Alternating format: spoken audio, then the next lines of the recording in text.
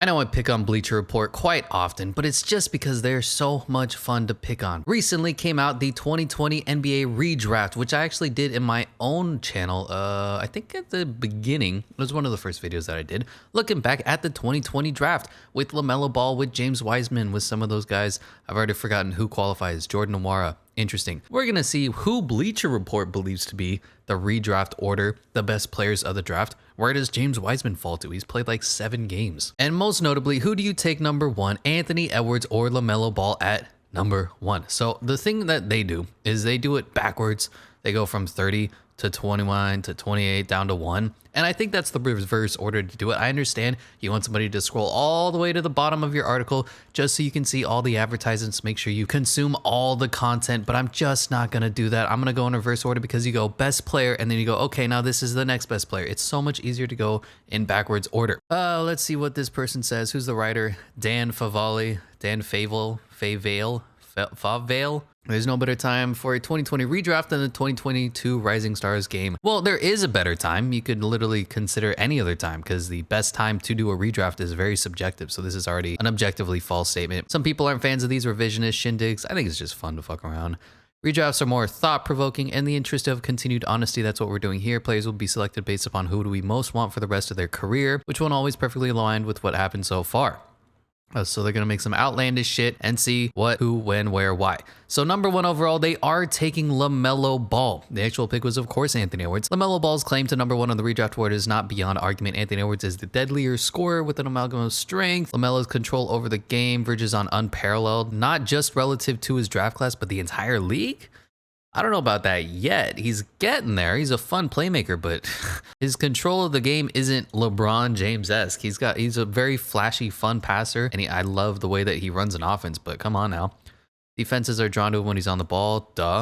Laser focused on a playmaking. Yeah, he's a pass-first guard. I really like that. There's neither a pass he won't try nor a connection he can't make. Debatable. LaMelo is revered through retweets and adjectives on hydraulics, but the flair in which he operates is more substance than theater. I'd say it's about even. He makes so many flashy passes, and of course, Miles Bridges flying high, throwing down the dunks. He's a good passer. He's a highly above average passer, but he's not at that elite threat yet, so this guy's kind of being a little ridiculous here. There is space for his off the dribble triple to improve, but his 41.5% clip on catch and fire threes, also known as catch and shoot threes, but I guess we can't use the term shoot anymore because guns, children, school shootings. Not only constitute a range, but lends itself scalability. No team with LaMelo has to worry about retrofitting the personnel to complement him. That's fair. I will continue to say that just the way the Minnesota Timberwolves are built, I would rather have Anthony Edwards be taken number 1. D'Angelo Russell needs the ball in his hands to be good. That's just the kind of player that he is. LaMelo Ball, being the primary point guard playmaker, would take that away from him. It would lend to Cat being set up more. But Cat has already proven and shown that he doesn't want to be a beast in the paint. He wants to be more of a 3-point sniper, and he goes out and wins 3-point contests. He's not a guy who needs to post up. He's going to play his offense and score 20 a night, grab 10 rebounds, and play kind of soft. Anthony Edwards, I think, is the perfect player for them. I think he does have, I guess, in a sense, higher potential physically. Scoring, of course, LaMelo Ball is going to be the facilitator who can score. He's like the perfect point guard with Cade Cunningham, with Luka Doncic. So LaMelo Ball, I don't poo-poo the pick. I personally, if I was the Timberwolves organization, would still keep Anthony Edwards, and LaMelo Ball would fall to 2. Moving on to the Golden State Warriors, Anthony Edwards, of course, is the natural pick. Of course, they picked up James Wiseman, a beast, a monster, but he only played like 2 games in Memphis because of, scandal or whatever. So no problem with this pick. Anthony Edwards has noticeably improved his year-over-year efficiency. Dude, it's been like 2 years. Relax. Much like his draft board rival, Edwards' off-the-bounce jumper figures to be a swing skill. Yeah, when he's good from 3, he's good, but he takes like these ridiculous, contested, almost James Harden-esque threes. And half the time, he's hot and he's making like 3 after 3 after 3, dropping buckets on people. And then when he misses, it's kind of ugly. So Anthony Edwards just needs to focus on his consistency. The skill is there. You've seen the theatrics. You've seen the athletics. He just needs to put it together on a nightly basis. But no problem with this pick. Number 3 to the Hornets goes Tyrese Haliburton. Honestly, if we're drafting for need here, I would consider the Golden State Warriors taking Tyrese Haliburton. I think that highly, of Tyrese Haliburton, and B, that lowly of the Kings.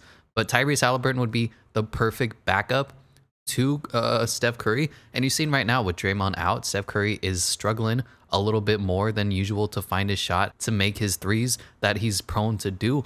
Imagine a Tyrese Haliburton, Steph Curry, Klay Thompson, Andrew Wiggins, Draymond Green 5. Poof. Oof, that would be fun because I don't think you need more scoring on the Warriors, and Tyrese Haliburton versus Anthony Edwards is very close at that same level. Of course, if LaMelo Ball falls to 2 and Anthony Edwards gets taken number 1 overall, that's perfect as well. Honestly, you can't go wrong with any of these picks, but I personally, drafting for need, would have chosen Tyrese Haliburton 2, Anthony Edwards 3.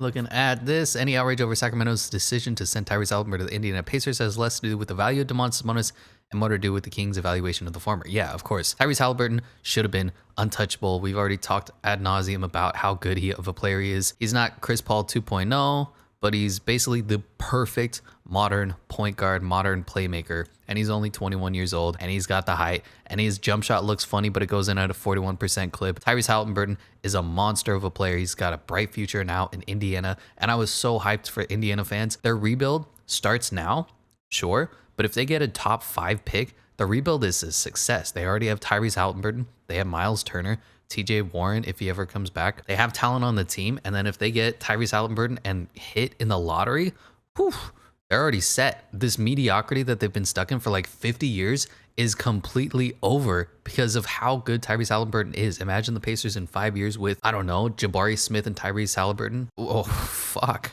Moving on to number 4, the Chicago Bulls take Tyrese Maxey. It's fine. I believe in Patrick Williams, but he's just had some bad luck in his career. Tyrese Maxey has been very good for the 76ers, don't get me wrong, but he's more of an undersized combo guard. Who would I take here instead? I'd probably go Desmond Bane here. From what we've seen so far, Tyrese Maxey is more of a undersized combo guard, so I think his ceiling is a little lower than Desmond Bane's because he's only like 6'1". He's a really fun player, really good, and he's been playing in a role that he's not even supposed to be as the primary playmaker on the 76ers until James Harden comes in because of thanks Ben Simmons. But Tyrese Maxey's done absolutely everything the Sixers wanted him to. Very good player. I don't hate the pick. I just don't think having Lonzo Ball, having Alex Caruso on the team, this makes a lot of sense. Of course, who were their point guards 2 years ago? I can't even remember. Kobe White, not a point guard. God, I don't even think they had one. 76ers have won on every level scoring since the brief days of Jimmy Butler. Maxey's the best option they have. Yeah, the only difference is that between Bane and Maxey is Tyrese Maxey can get his own shot. Desmond Bane can get his own shot, but he's more of a super powered 3-and-D guy. Slotting Maxey at 4 feels right. For now, there's a chance he works his way into the number 3 conversation over Tyrese Haliburton. Ugh, I don't know about that. I don't know about that guy who wrote this article. What's your name again? I already forgot. Okay, Desmond Bane. I already talked about him. Perfect for the Cavaliers because they picked Isaac Okoro. Imagine if they had Desmond Bane. Of course, every single team ever said, imagine if we took Desmond Bane instead. But Desmond Bane, one of the best young 3-and-D guys out there. How did he fall to number 30? Surefire lottery pick, should be contested top 5 redraft pick. Of course, he extremely outperformed last year. Got even better as his usage went up this year. They shipped away Grayson Allen, who's playing great, by the way, for the Bucks. Desmond Bane is that good. First, he's built like a truck. You see how freaking strong this guy is. But also an elite 3-point shooter, somewhat of a playmaker. He actually runs the backup point guard when John Morant and Tyus Jones aren't available, and he's not even a point guard. I mean, the dude is doing absolutely everything you want from your player. The only thing is he was, I believe, a 4-year player in college, so that's why he fell so far to 30. Number 6, Devin Vassell instead of Onyeka Okongwu. I'm unsure what Devin Vassell is going to be in his career. Right now, he's just kind of a 3-and-D guy, learning his spot in the Spurs offense. He's still super young, super raw. I just need to see him kind of start to excel at some point. Then you have D-Hub would still be here. The Hawks still need a backup point guard. Onyeka Okongwu was actually really good for them as a backup center. Who would I take over them? They don't need another wing. They have DeAndre Hunter. They shipped away Cam Reddish because they already have Bogdanovich and Herter, Gallinari. Maybe Emmanuel Quickly could go there. I'd probably say Cole Anthony here for the Hawks instead of Devin Vassell. This is kind of a tier right here of its own, 6 to 10. I understand why they broke it up like that. I'd put Cole Anthony here instead of Devin Vassell. Please do not pigeonhole Vassell into a specialist trajectory. His offense has spanned more. Yeah, it's just we need to see more from him. We need to see what he becomes an elite player at. Vassell is not someone who profiles as a pick-and-roll engineer or off-balance, high-volume, unassisted jump shooter, but his offensive bag is absolutely deeper than that of a niche scorer. Sure, maybe, soon. 7, Patrick Williams instead of Killian Hayes. First of all, oof. Killian Hayes, bust. Yikes. That sucks. But Patrick Williams, interesting. They could really use, I guess, a 3 guy to go alongside Jeremy Grant, although they do have Saddiq Bey. How far down is Saddiq Bey? He's on this list too, right? So you'd have to say, all right, we're getting rid of Saddiq Bey and we're getting rid of Killian Hayes. Who would you take here? And Patrick Williams, who's been struggling to find the court. I mean, he showed improvement this year in the Summer League for sure, and then he's gone. I don't know about that. Who do you pair alongside Cade Cunningham? I don't want Denny Avdija to take the ball out of Cade's hands. Kind of an interesting spot. I might take Saddiq Bey and just stick with it here because I know he's having a bit of a down year since he's been asked to do more for the offense and he's struggled with that. But just as a catch and shoot 3-point shooter, Saddiq Bey is great for the Pistons right now. Cade Cunningham runs the point. Saben Lee can come in as backup since Killian Hayes is going to be gone. That works for me. But Patrick Williams could work as well. We just need to see a little bit more. We need to see him when he's healthy. Hopefully he comes back before the playoffs. Looking at number 8, Denny Avdija to the Knicks. What do the New York Knicks need? A point guard. Obi Toppin hasn't been a bust, but he's been really bad. He doesn't know how to shoot at all. He's just like his brother. He can jump really high and, you know, that's fun. I like the Denny Avdija pick here. Denny Avdija is kind of like Luka light. He's a big foreign point forward kind of guy. He's actually an elite defender at this point. He's guarding the other team's best player night in, night out. I haven't seen his offensive arsenal completely get unleashed yet. So he's, I guess he would run kind of combo point guard with Julius Randle since the Knicks never have a point guard and Derrick Rose is hurt. Who knows? Washington Wizards take Cole Anthony. You have Bradley Beal and you want another undersized scoring guard? I don't know about that, man. Come on now. From scratch, shot creation reigns supreme, and although Anthony has cooled off from his early season heater, he is saddled with an impossibly difficult workload in Orlando because Orlando sucks. His favorite moves, he has varied up his passes, his efficiency needs a sniff to league. I mean, you put him alongside Bradley Beal, that's just the Portland Trailblazers failed front court 2.0. Or is it backcourt? I always forget. Number 10, the Jalen Smith pick, the infamous Jalen Smith pick. They would take Emmanuel Quickley here. Interesting. Quickley deserves more agency in New York, a longer rope to make mistakes. The expectation shouldn't be point guard of the future, but his comfort level with uncorking off the dribble, ultra deep threes with quick twitch floaters, keep defenses on tilt. Interesting. I guess you would kind of run Emmanuel Quickley's CP3 campaign point guard rotation. I don't hate the pick. I'm a really big fan of Emmanuel Quickley. I know he hasn't performed well this year compared to what we were expecting after we saw him in the playoffs. He was like the only guy alongside Derrick Rose who came to play against the Hawks. I'm a big fan of Emmanuel Quickley. Not a big fan of Tom Thibodeau, so that's why Emmanuel Quickley's growth has been stunted because everything Tom Thibodeau. God, he's playing like Taj Gibson 35 minutes a night. Come on, dude. Number 11 to the Spurs is Isaiah Stewart. Not a good pick at all. No offense. I like Isaiah Stewart. He's the perfect backup center. He lacks the size to take on those big centers, and he's never going to have that. He's just the perfect backup energy guy, kind of Montrezl Harrell-esque. I like him. I love his heart. I love his energy, but the Spurs don't need another undersized big man. Saddiq Bey would still be on the board. Jaden McDaniels, Isaac Okoro, Onyeka Okongwu, Goat Pokashevsky, Obi Toppin, James Wiseman. I would say take James Wiseman here. I know that James Wiseman hasn't played a game since like 2012, but definitely over Isaiah Stewart. I'd still take James Wiseman. I believe in the kid's future. I'm hoping, I'm praying that these injuries, just like with Zion, aren't going to keep him out forever. Going on to the Kings, taking Saddiq Bey at number 12. Last time they got Tyrese Haliburton. This time they get Saddiq Bey. I mean, the Kings have good luck when it's not real life. Base stock is often oversimplified down to the 3-and-D contributor with underperforming shooting splits. That's not accurate. Pistons needs a long ball to hit more. He's dependable around the basket. He can shimmy between defending 2 3s and 4s, then work off the dribble from a standstill. Yeah, his issue is just he's not efficient this year once he's been asked to do a little bit more than simply catch and shoot 3. But at the very minimum, and this is the thing with Saddiq Bey, at minimum, he's a great young 3-and-D prospect. He has the potential to get better, as does every 3-and-D guy. But just right now, if he needed to, he can catch and shoot 3s. And hopefully, if he gets some development, if he gets some good coaching, he'll be able to improve his off-the-dribble shooting a little bit. Maybe become a little closer to Evan Fournier than Reggie Bullock kind of guy. Who knows? But he's a good defender as well. You can't take that out. And I think he's getting a little underrated here at 12.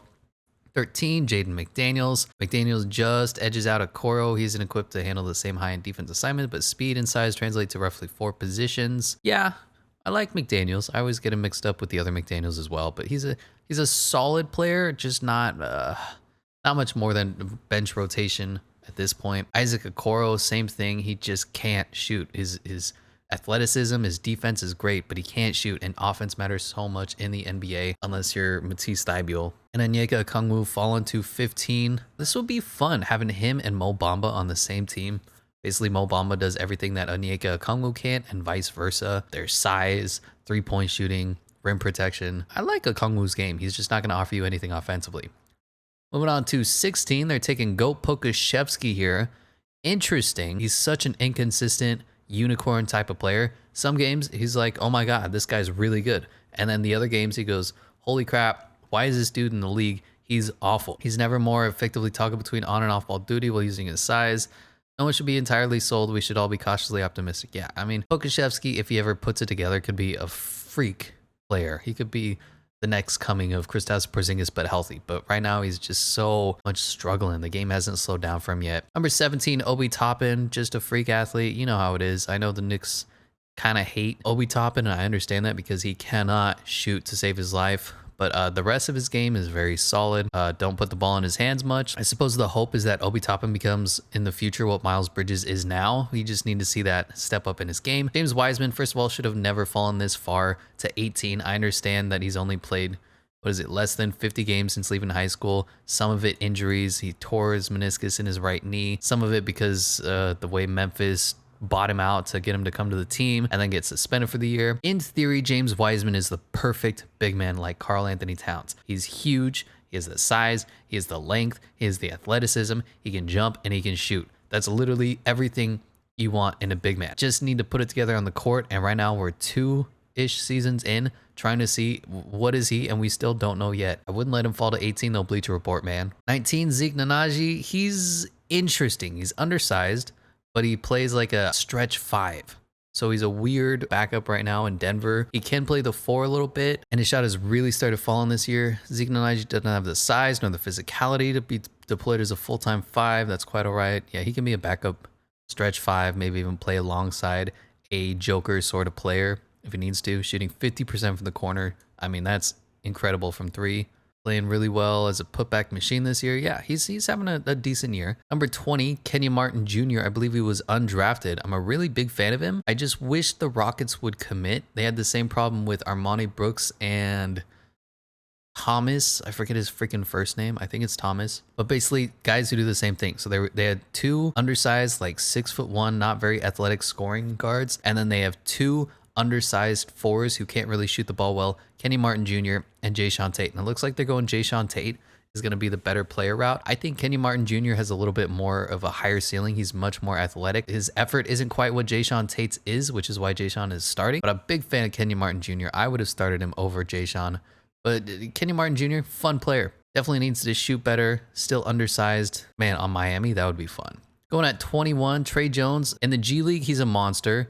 In the NBA, he's a almost serviceable backup point guard. He can't shoot in the NBA. He can shoot in the G League. It's just, we need to see more. That's all. He's a decent playmaker, though, for when he gets time on the court. Number 22, Jordan Nwora. I'm a really big fan of him ever since the Summer League. Just such a smooth scorer. Probably should have gone a little earlier because a lot of these guys are kind of, well, maybe.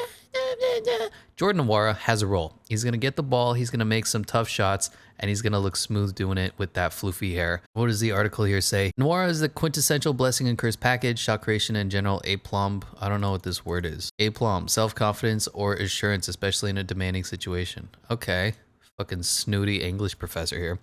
Can prop up lineups, thin on the former, but he looks out of place as a smaller cog and more talented lineups. So the thing is, he's not much of a catch and shoot scorer. He needs the ball in his hand, but he's not really an elite player, so you don't want him to be a number 1 or 2 option. So it's a little bit of a this and that. I think Jordan Nwora would be great to run the second unit on certain teams. Number 23, Peyton Pritchard. How far the little white boy has fallen. He was elite last year and then could not make a single shot this year. He doesn't really have much playmaking, so he's another one of those undersized scoring guards. Just not really having a good year, hasn't developed at all other than just being a guy who can score. So I'm not huge on Peyton Pritchard as much as I was last season. Kyra Lewis Jr., oof. The question is, do you take Kyra Lewis Jr. with or without the injury? Because Kyra Lewis, without the injury, probably in the top 15 of this list. Kyra was a monster last year. Huge potential, freak athlete, but then tore the ACL, sprained the MCL on the heels of an unimpressive rookie season. I don't know about that. I was moderately impressed with Cairo. Where did he get drafted? Pick 13, yeah. Lewis began the season showing improved finishing, quicker decision making off the catch, more complicated footwork on the ball. Continues to be worth a first round flyer despite not let. I guess, yeah, if you're considering him at pick 13 compared to some of the guys who went, maybe you'll say he wasn't that good, but I mean, it's better than, Killian Hayes was. Come on now. Too many people are all hyped up on Tyrese Haliburton going 12, so they're like, oh man, Tyrese went 12 and then Cairo Lewis Jr. went 13. I mean, there's not even comparable. Tyrese Haliburton was a fluke, a freak, someone who never should have been that good at 12, and now Cairo Lewis Jr. is getting slack for it, I guess. Whatever. But the injury is brutal. It has destroyed the point guard rotation for the Pelicans, especially because Zion's gone, especially because Brandon Ingram's often hurt. They just don't have any facilitating going on there. I'm a big fan of Cairo Lewis. RJ Hampton, another guy I'm a fan of, just a little bit of scoring off the bench. Those of us who predicted RJ Hampton breakout in Orlando will never give up. Fair enough. His scoring needs work. He's inconsistent at the basket when pulling up, but he was draining 36.4 of his triples before suffering a sprained MCL. Can bust out changes in tempo when given room to. He's a little Jordan Nwora-ish. Just needs the ball in his hands. Not an elite player, so you don't want him to be a number 1 or 2 option on your team. But I think coming off the bench, RJ Hampton was perfect, kind of scoring, change of pace. Really like his game. Killian Hayes going 26. Oof. Killian Hayes is such a man. You just weren't good enough at number 7 prospect. Some may not have Killian Hayes on the redraft board at all. I can't go that far. There's real composure to his game when he has room to maneuver around screens, kickouts, and entry passes that imply a higher level feel. He's already forged some impromptu chemistry with Marvin Bagley, and if he can ever develop a reliable standstill 3 or in-between touch, his first year plus in the league will quickly become distant memory. That's like saying, if I could ever get good at basketball, I'll be good at basketball. Yeah, sure, but he's just not. 27, Xavier Tillman, another undersized big man that came out of this draft. I like his game. He's a big, tough dude, quality backup center. The difference between him and like an Isaiah Stewart is effort, energy, but Tillman can shoot the 3 to some extent. Not great. I think he's shooting like low 30s right now. Even worse, 20% this year. Absolutely brutal. But he was, what did he last year? 34%. So the question is, was last year from the 3-point range a fluke? Or is this year just a down year? Which one is the real Xavier Tillman? So that's one of those things that we need to see as his career progresses. Josh Green going 28. At this point, it's kind of, whatever's left. Josh Green looks pretty solid for the Mavs, so I don't hate this pick for the Timberwolves. 29, Malachi Flynn. I don't know about this. Raptors fans are really down on Malachi, actually. The actual Raptors probably wouldn't take Flynn again if given a do-over. His role is diminished as a sophomore, even amid a rotation that desperately needs to rest its keep. Yeah, they're playing like 8 and 7 people a game these days, and it's the middle of freaking January or February. Like, what are you doing? Malachi Flynn definitely shouldn't go here. Who's left? Precious Achiuwa would probably go. The Raptors are out on Malachi Flynn. Sorry, little man. And number 30 is Precious Achiuwa. I've actually really liked his game out there in Toronto. He's shown some ability to shoot the 3, which I didn't expect. He came over in that Kyle Lowry sign and trade, and he's been very solid as a starting/backup undersized center. He's, like I said, another one of those undersized big men that came out of this draft. Go number 30 instead of Desmond Bane. Yikes, but I think they had Xavier Tillman from this draft too. It's the last pick of the first round. What do you really want? So that is the 2020 redraft according to Dan Favale. Now, a lot of it I disagree with, especially with how low you rated James Wiseman. There's a reason why James Wiseman got taken number 2 overall. And sure, he hasn't had a chance to show everybody. Sure, he hasn't been on the court long enough, but the dude is the perfect NBA player. Why do you think everybody loves Chet Holmgren? Well, James Wiseman can do almost everything at the same rate, if not better. We just need to see him on the court. We just need to see him healthy. And that's always the question with big men. Can you stay healthy? And James Wiseman so far has not. But supposedly he's coming back March 1st. And lastly, I get my spiel on LaMelo Ball, Anthony Edwards, Tyrese Haliburton, etc. But all in all, don't hate the list. Don't love it. It's Bleacher Report. There's such a monochrome of mediocrity that you just look at it, you go, so that's what they're saying, huh? I mean, just go to any Bleacher Report article. Let's see what they have right now. What if the Braves let Freeman walk? So much clickbait. Oh my God. Michael Jordan trash talk Karl Anthony Towns at the All-Star game. Or as the title reads, MJ trash talked Cat at Aska. Imagine if you didn't know basketball and you had to read this. Updated Rookie of the Year ladder. Oh God, who do they have first? It's probably not Franz Wagner, is it? It is. I bet it's Cade. Is it Cade? It's not Cade. It's Evan Mobley still. All right. Thank you so much for watching. Let me know what you agree with, what you disagree with, and I'll catch you in the next one.